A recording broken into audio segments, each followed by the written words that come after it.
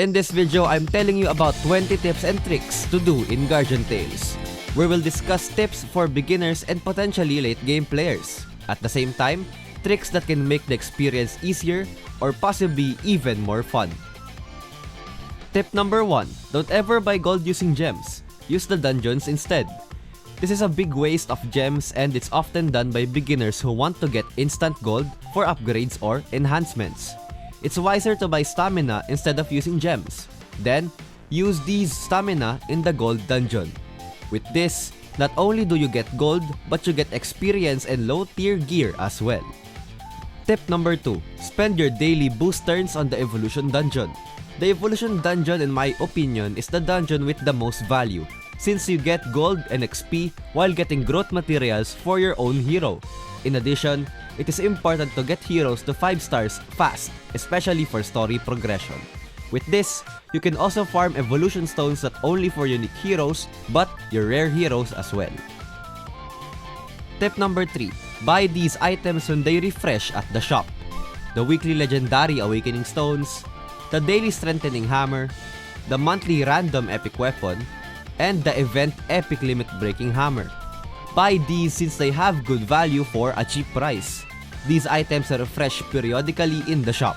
This could be a big help, especially the limit breaking hammer and the legendary awakening stones. You can use the awakening stones for hero growth, the strengthening hammer for your weapons, the epic weapon to get a random exclusive weapon, and the epic limit breaking hammer to max limit break your exclusive weapons. Tip number 4. Don't use hero crystals to buy evolution stones. This has been one of my go-to tips for beginners when it comes to Guardian Tales, because it essentially sacrifices your ability to limit break a hero in condition that you get to 5-star a hero faster. Getting a hero to 5 stars would take long, but if you spend your hero crystals for it to go faster, limit breaking a hero would take even longer. Tip number 5. Use the friend system to claim rewards. If you ever tell your friends to play this game, you can add them via the friend system and send rewards or get rewards from them. In the instance that you don't have friends, unfortunately, you can add guild members or recent people that you've played with who are potentially active and which you can send and receive rewards every day. There's no PT system, but there is mileage. You know in other games where after you pull a certain number of times, you'll get the banner hero? Yeah, GT doesn't have that. Instead, you'll need to reach 300 pulls for the mileage system. Instead of just getting the banner hero, you have the freedom of getting anyone or any exclusive weapon of your choice if you have 300 mileage tickets. So yeah, I advise you to save your mileage, and if you do mileage something, go for the exclusive weapon of the hero, because that is statistically and significantly harder to get. Tip number 7. Don't ever extract, sell, or consume your exclusive weapons. If you ever get an exclusive weapon of a hero that doesn't fit with the current ones you have, don't ever think that it's useless and sell it, use it for mystery evolution, use it as an upgrade material, or extract it, especially if you're a beginner. You can use these weapons as substitutes on the original exclusive weapon of a hero, or save it for the future when you potentially get the hero. Tip number 8. Grind Gamma Zone. Gamma Zone is a game mode that is generally overlooked by a lot of people, since it's almost forgettable at times. But there's actually a very huge merit to playing Gamma Zone. By playing this game mode, you get the chance to buy all of these hero growth materials. Additionally, you don't need to worry if you can't complete several difficulties at once, since the first difficulty already gives a lot of battle caps. Tip number 9. Equip 4 of the same relics for a bonus stat. So I didn't really know this until I asked, but having the same relic for 4 heroes in your party activates the stage buff. The stage buff gives additional stats on all of your heroes based on the relic and the grade of the relic. You have a choice between critical hit chance, attack, defense, and an HP bonus for the stage buffs. Do make note of this next time you make your next raid, story, or Colosseum team. Tip number 10. Claim your stamina in the mail. If you haven't noticed yet, the game gives you stamina every noon and in the evening via the mail.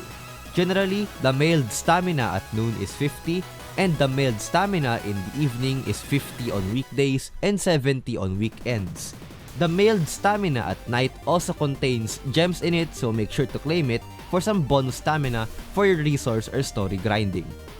Now that I've given you 10 tips, here are 10 tricks to make your Guardian Tales experience easier. Trick number 1. Use the inventory to convert extra evolution stones to hero crystals. The inventory is a very seldomly visited place. But did you know that if you ever had extra evolution stones, you can convert them into hero crystals? It's actually very straightforward. You need 40 unique hero stones for 1 hero crystal, or 80 rare hero stones for 1 hero crystal. With this, evolution stone farming would also be a way to get ready for limit breaking. Now on the topic of the inventory, here's trick number 2. Use the inventory to convert awakening stones when you have a lot of extras. If you have a ton of awakening stones of the lesser grade and less of the higher grade, you can convert these awakening stones to get more of the other. The button to do this is just beside the hero crystal conversion in the inventory. This is very helpful as someone who has a lot of low grade stones but less of the higher grade. Trick number 3. Playing Guardian Tales on split screen. If you didn't know, Guardian Tales is actually playable in split screen and floating window for Android. With this, you can ask people on Discord what to do, watch a walkthrough or watch a guide video, and subscribe as well while playing the level. Trick number 4. Use the GT Discord server to apply to guilds. The official Guardian Tales Discord server has a guild recruitment tab where you can find guilds in the server you're playing in. These guilds are generally more active than the random guilds in your guild tab, hence making it a much better option to join because of raids. There are a lot of guilds out there that welcome beginners, so all you have to do is find the right one for you. Trick number 5. The team combination skill. This isn't really a trick, but I think it's a pretty cool feature every player should know. There's actually a team combination skill in the game. That is, if you have the correct combination of heroes in your party, you unlock a cool new skill animation, but it does deal a disappointing amount of damage. 3 heroes of the warrior class in your party gets you Shine Spark, and 3 heroes of the range class in your party will give you the Guardian Cannon. You can try this out yourself, but I'll show the animation for you guys. Everyone shut up and attack! Move, darn it! Over here!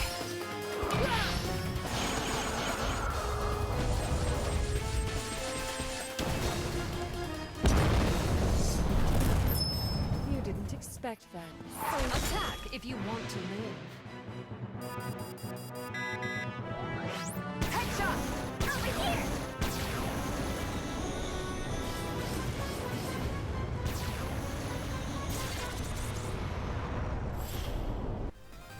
Trick number 6. Use the recent users on the friend system. If you ever encounter a cheater on Arena or Co-op, you can report them by going to your Friends tab and in the recent users. You can see the people you have recently played with in Arena and Co-op. Although just don't report anyone just for lag or slow internet, there are actual cheaters in this game, and I have surprisingly encountered only one in my entire lifetime of playing. Trick number 7. The training room. After getting 3 Maximit broken heroes, you can unlock the Maximit break option in the training room. This allows the hero that you put in there to be maxed out in every hero growth aspect. Other than maxing out heroes, you can use this to test out heroes that you just got. And the cooldown for it is only 24 hours. So, if you got a new hero from a banner, per se, try them out using the training room. If you don't like them, then just remove them, then wait for the 24-hour cooldown. Trick number 8. The KR updates tell you what the next global banner is. This would only apply if you're in the global servers, but if you want to find out what the new banner would be, try to search up the KR server updates. Since the KR server updates essentially come out in advance before the global updates for about 2 weeks. This can be really helpful in knowing when to save up for new heroes so you wouldn't be empty-handed once a good hero is in the banner. Trick number 9. Fully completed worlds are replayable. If you 100% a world in its progress, it gives you the choice to replay the world. This would be useful if you've been wanting to replay that one iconic cutscene that has stuck with you in the story, or replay a certain level in its playthrough to help friends, or just try out new teams. You can also use this feature if you want to record a video for content like I do. Trick number 10. Make use of the event boosts. The event boosts are boosts for resource dungeons or things in the game that are dungeon-like in their concept. These boosts the dungeons to give out twice the rewards that they give. This is generally helpful when it comes to expedition, hero evolution stones, and awakening stones. So make sure you spend your stamina on the dungeon that has the boost to get twice the rewards. Now, here's a bonus tip for you since you made it to the end of the video. If you're watching this video, there's a chance that you're a beginner at the game. So if it can help, here's a small list of heroes I suggest for you to summon right now if they're available, or get in the future if you have the chance. Camille, Beth, First Corp Commander, Plague Doctor, Yunha, Claude, Andras, and Gabriel. And I guess for rare heroes, try to invest in Craig and potentially Karina if you have a dark range team. Wow, that was a lot of tips and tricks. If this video helped you or you got some new knowledge out of it, don't forget to subscribe. Here's 2 videos that you should watch next. And with that, I'd see you next time. Bye!